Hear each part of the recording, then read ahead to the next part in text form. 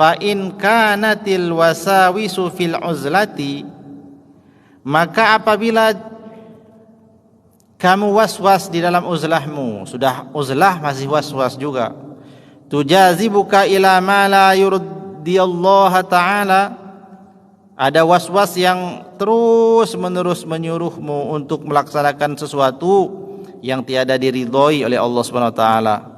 Walam takdir ala qam'iha, dan kamu tiada mampu untuk menghilangkan waswas itu, biwadhaif fil ibadati, dengan mengerjakan ibadah-ibadah, fa'alaika bin naumi, maka sebaiknya kamu tidur. Jalan selamatnya cuma tidur. Tuh, Masya Allah, bergaul dengan manusia nggak bisa menegakkan agama. Dia uzlah, niatnya supaya agamanya bisa tegak. Sampai depan uzlah, namanya setan kan pasti ikut kemana aja. Jangan kira kalau orang uzlah jadi selamat, nggak ada bisikan setan, ngikut setannya. Ya, tambah tajam bisikannya.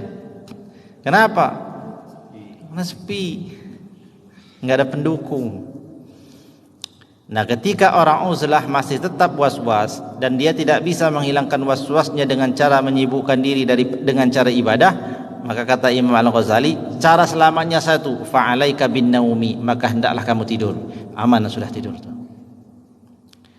Tapi tidur dicela pula, fahaza ahsanu ahwalika wa ahwalina. Inilah yang paling bagus keadaan halnya itu, yakni bisa terbebas dari dosa karena tidur. Iza ajazna anil ghanimati faradina bis salamati fil hazimati wa aksis bihali man salamatu dinihi fi ta'tili hayatihi.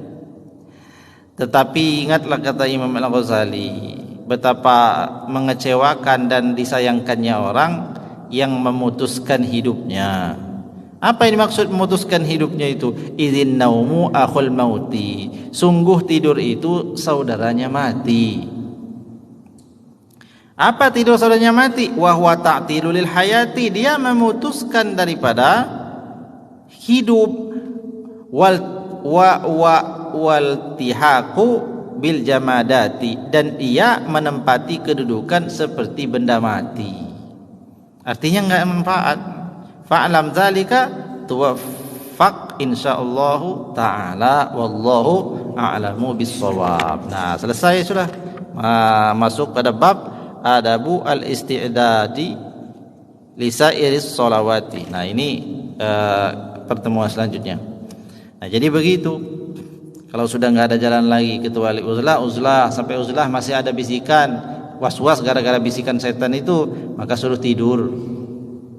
Nah, tidur itu selamat ya, selamat karena dia tidak mengerjakan sesuatu yang merupakan ajakan bisikan setan tadi itu. Tapi alangkah sayangnya, kata Imam Ghazali, orang yang hanya bisa menyelamatkan agamanya hanya dengan tidur. Ini sungguh disayangkan. Orang yang enggak bisa menyelamatkan agamanya kecuali hanya dengan tidur. Artinya jalan terakhir itu. Tapi ingat, tidur itu menyelamatkan kalau kondisinya seperti ini. Orang kalau enggak tidur pasti melakukan dosa, ya tidur. Ya, tidur. Maka kita enggak bisa juga mencela orang tidur bulan Ramadan terus tidur dari pagi sampai sore. Bagi orang yang rajin ibadah, ya itu tercela tidurnya. Tapi enggak bisa juga. Kenapa? Bagi kelasnya dia, kalau dia bangun kemana-mana, ya kan? Begitu dia bangun lari ke warung Padang. Bulan puasa, maka tidur bagi dia itu sangat baik. Ya, sangat baik. Tapi betapa sayangnya, alangkah sayangnya, betapa disayangkan jikalau orang itu hanya bisa menyelamatkan agamanya dengan tidur gitu. Itu sudah serendah-rendahnya iman sudah itu. Tapi kalau dia enggak bisa selamat kecuali dengan tidur, dia tidur.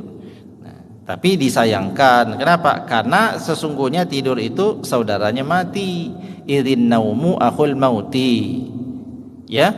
Jadi tidur itu saudaranya mati. Kenapa? Ya sama sebenarnya. Hanya yang tidur masih ada napasnya. Tapi sama seperti benda mati ini. Enggak ada bedanya dia dengan gelas. Nah, udah taruh aja nih. Coba di sini nanti. Pak Aris di sini tidur di sini. Taruh di sini kaleng isi beras. Sama enggak? Bedanya cuma satu, apa? Pak Aris ada napasnya. Ya. Nah, yang ini enggak ada napasnya, benda mati. Nah, ketika dia tidur tadi itu dia sedang menempati kedudukan sebagaimana benda mati. Nah, betapa disayangkan kata Imam Ghazali, orang yang menyelamatkan agamanya hanya mampu menyelamatkan agamanya dengan cara tidur. Ya, kalau begitu jangan sampai kita tidur saja menyelamatkan agama. Lebih baik kita berkarya. Apa karya kita itu? Banyak sekali karya kita ya, yang bisa kita perbuat sesuai dengan potensi masing-masing dan pasti bagus itu. Asal mau.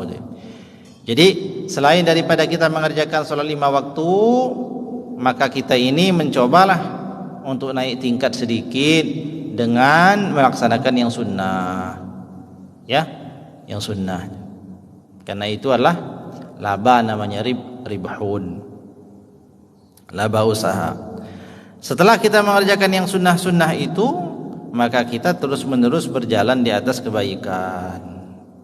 Jadi Syekh Nawawi Al-Bantani itu dalam kitab Nashahul Ibad, ini kita ingat-ingat ini.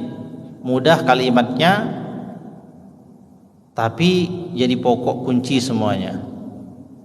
Beliau Syekh Nawawi Al-Bantani itu dalam kitab Nashahul Ibad mencantumkan daripada satu sabda baginda Nabi. Apa yang pertama? Khoslatani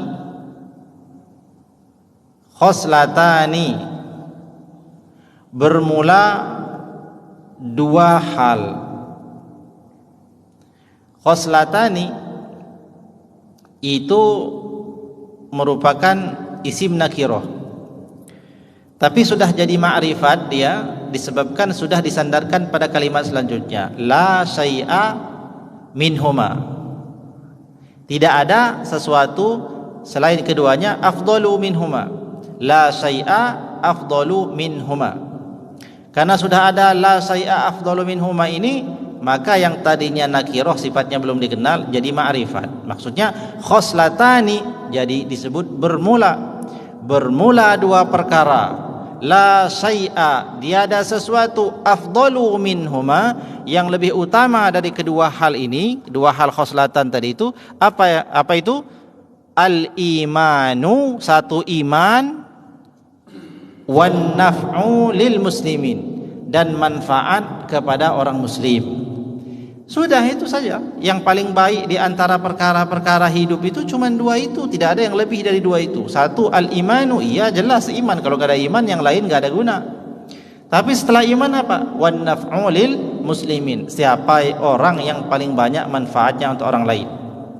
Kemudian beliau mensyarahi penjelasan, oh dia berkata-kata dengan nasihat, enggak bisa.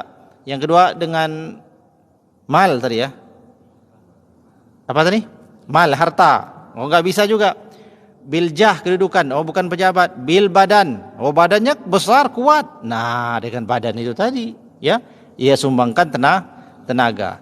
Nah ini dua, enggak ada yang lebih baik dari dua ini. Khoslatani la syai'a afdalu minhuma, al-imanu wan naf'u lil muslimin. Nah itu dua kebalikannya jadi lawan. Apa dua kebalikan jadi lawan?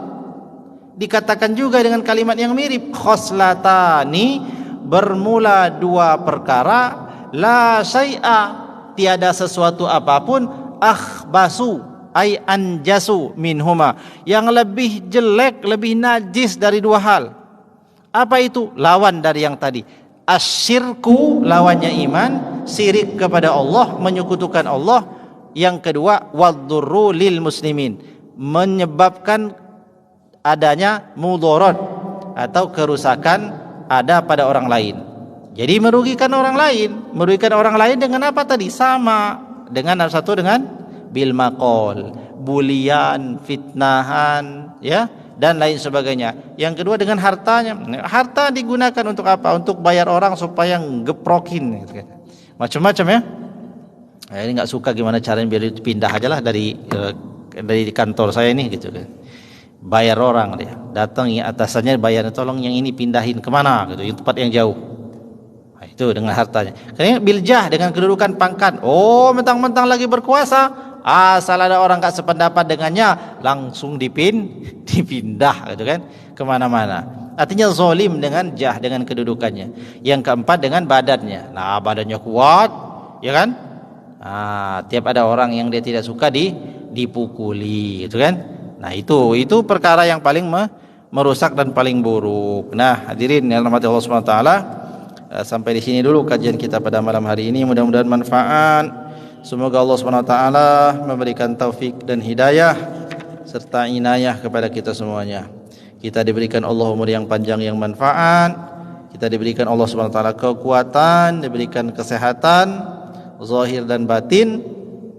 Bagi kita yang sakit semoga disembuhkan Allah Subhanahu wa taala, begitu juga dengan keluarganya, dan semoga Allah Subhanahu wa taala memudahkan seluruh urusan-urusan kita semuanya, baik urusan dunia ataupun urusan akhirat. Amin ya rabbal alamin. Rabbana zalamna anfusana wa illam taghfir lana wa tarhamna lanakunanna minal khasirin. Rabbana la tuzigh qulubana ba'da idh hadaitana wa hab lana min ladunka rahmah innaka antal wahhab.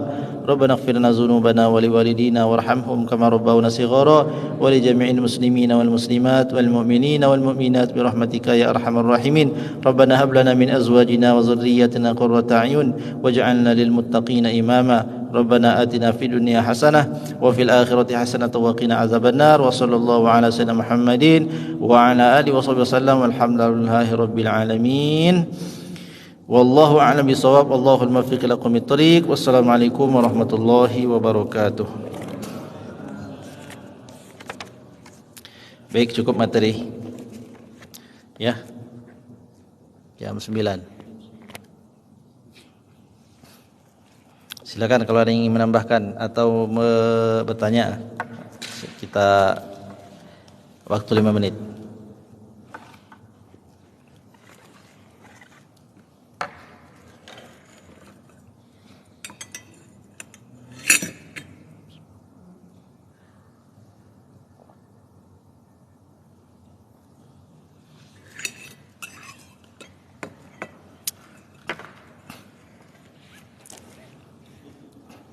Ada? Ada Ustaz, cuman pertanyaan ini di luar konteks kita pengajuan dengan teman ini Ustaz ya, cuman aku mau ini Ustaz.